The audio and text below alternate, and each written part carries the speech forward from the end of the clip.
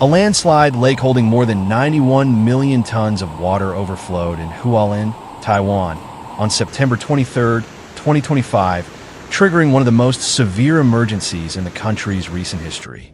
The partial collapse of the natural dam on the Mataian River destroyed the region's main bridge and unleashed a wave of flooding that left hundreds of people trapped and wiped out vital infrastructure.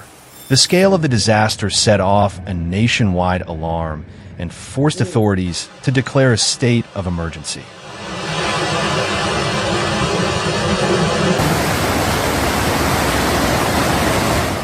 Super Typhoon Ragasa, previously known as Nando in the Philippines, had struck the island with winds of more than 240 kilometers per hour and extreme rainfall that saturated the mountainous terrain.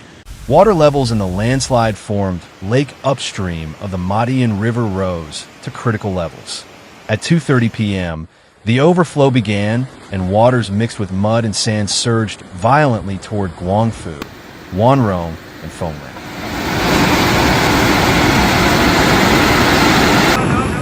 The Mataian Bridge, located on Provincial Highway 9, was destroyed within minutes.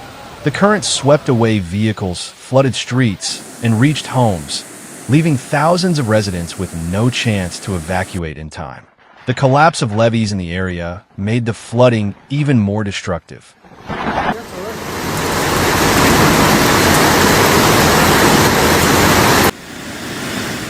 But the worst was still to come.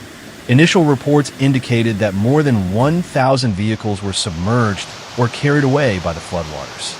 Even military trucks deployed for rescue operations were swept downstream. Guangfu City was left underwater nearly 1 story deep.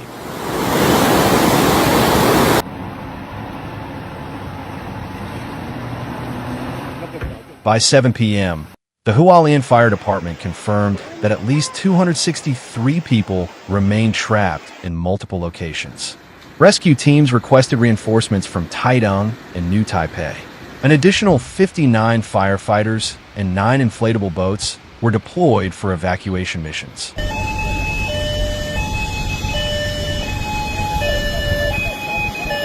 The numbers kept rising.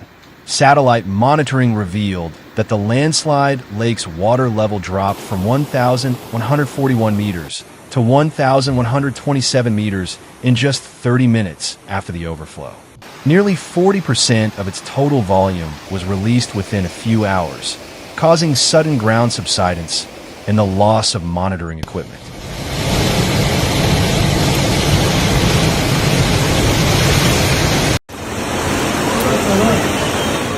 The Mataian Bridge, 1,084 meters long and 14 meters wide, became a symbol of the destruction.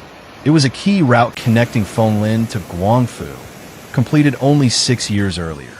Its collapse highlighted the vulnerability of Taiwan's infrastructure to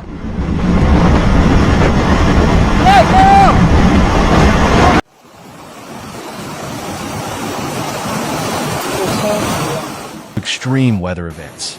However, the outlook grew even worse. The accumulation of water and mud shut down traffic on Provincial Highway 9, one of the region's main arteries. Entire cities were cut off. Power systems failed across multiple districts, leaving thousands of homes without electricity.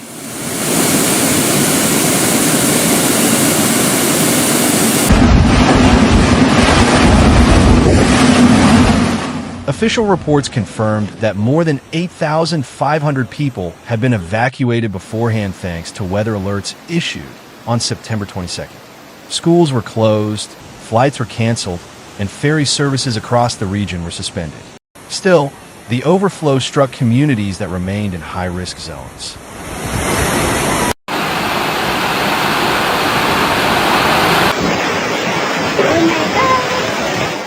Emergency teams emphasized the urgent need for more boats, ropes, and life jackets. The scale of the flooding exceeded initial estimates and complicated rescue operations. Several villages remained isolated, with no land access possible.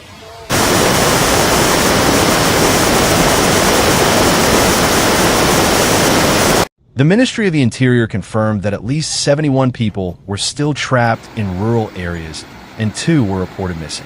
Shelters in Guangfu, Wanrong, and Fenglin reached full capacity within hours. But once again, the worst was still ahead. Experts warned that accelerated erosion of the natural dam could trigger a second collapse. Although the water level had dropped after the overflow, the remaining pressure continued to threaten downstream communities.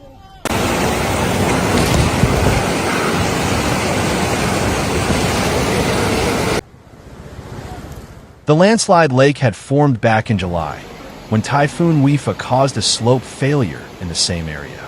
Over several weeks, the natural reservoir grew unstably, expanding from 47 hectares to 137 hectares. By September, its capacity had already surpassed that of the Nanhua Reservoir.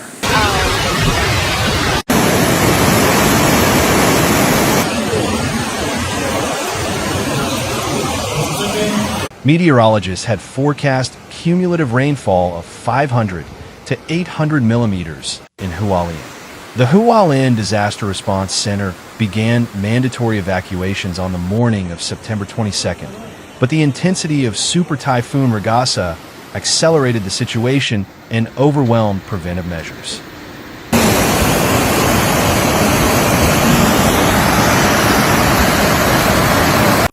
The arrival of the typhoon also impacted other parts of the country. In Taitung and Pingtung, heavy rain flooded roads and forced evacuations. Along coastal areas, authorities shut down ports and suspended fishing operations due to dangerous waves.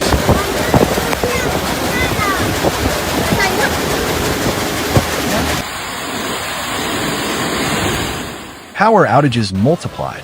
Several substations were damaged by water and mud, complicating restoration efforts. Thousands of residents were cut off after telephone and internet lines collapsed. Meanwhile, China evacuated more than 400,000 people in Guangdong, closing airports and schools. The Philippines, which had been struck days earlier by the same storm under the name Nando, reported multiple deaths from floods and landslides.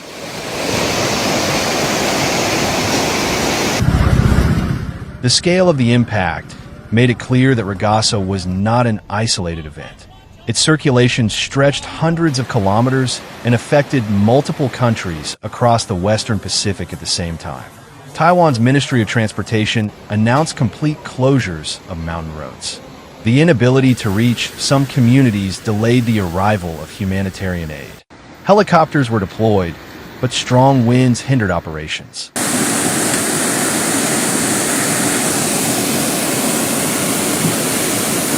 Damage assessments included collapsed highways, destroyed bridges, flooded homes, and farmland buried in mud. Losses of vehicles and heavy machinery were extensive. Still, the outlook worsened further. New landslides occurred on the night of the 23rd, blocking secondary rivers and creating additional risks of temporary damming. Monitoring teams maintained constant watch over the mountains.